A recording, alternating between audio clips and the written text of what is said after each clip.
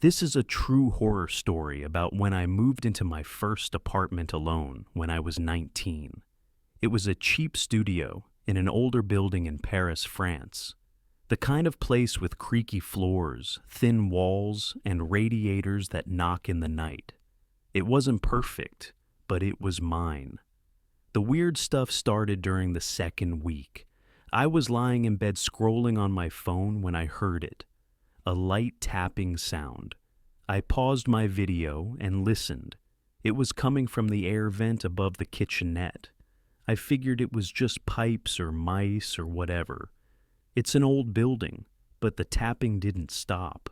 It happened again the next night, and the night after. It was always between 2 a.m. and 3 a.m., always soft and rhythmic, like someone tapping with a fingernail. I mentioned it to the landlord. He brushed it off and said, "The vents are old. They make noise." One night I decided to record it. I put my phone on the counter, hit record, and went to sleep. The next morning, I checked the video.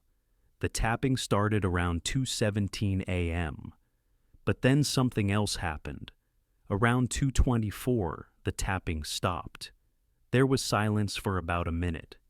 Then, clear as day, I heard breathing. Slow, deep breathing. I swear I almost dropped my phone.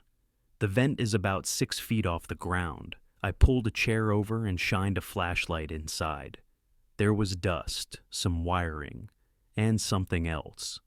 I couldn't see clearly, but there was something shiny wedged in the corner. I used a coat hanger to fish it out.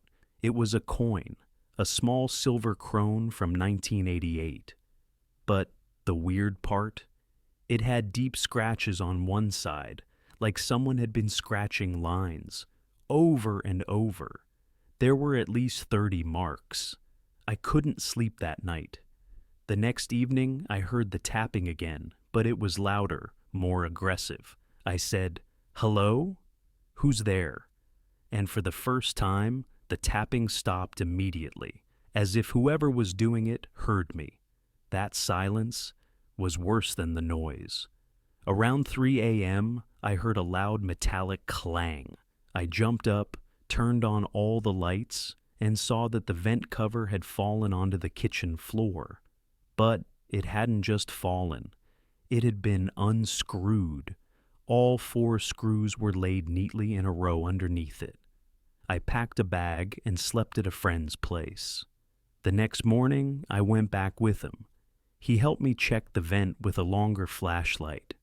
What we saw inside made my blood run cold. There were scratch marks, deep, human-looking fingernail scratches, along the metal walls of the duct, and in the far back, just barely visible, was what looked like a rolled-up sleeping bag. We called the police. They found signs that someone had been living in the ventilation system, possibly for weeks. There were old food wrappers, water bottles, coins, and a notebook with pages filled with my name, over and over and over again. They never caught whoever it was. I moved out the same day. Sometimes I still think about that breathing, that coin, and how the tapping always came right after I turned off the lights. So if you hear noises in your vents late at night, don't ignore it. It might not be the pipes.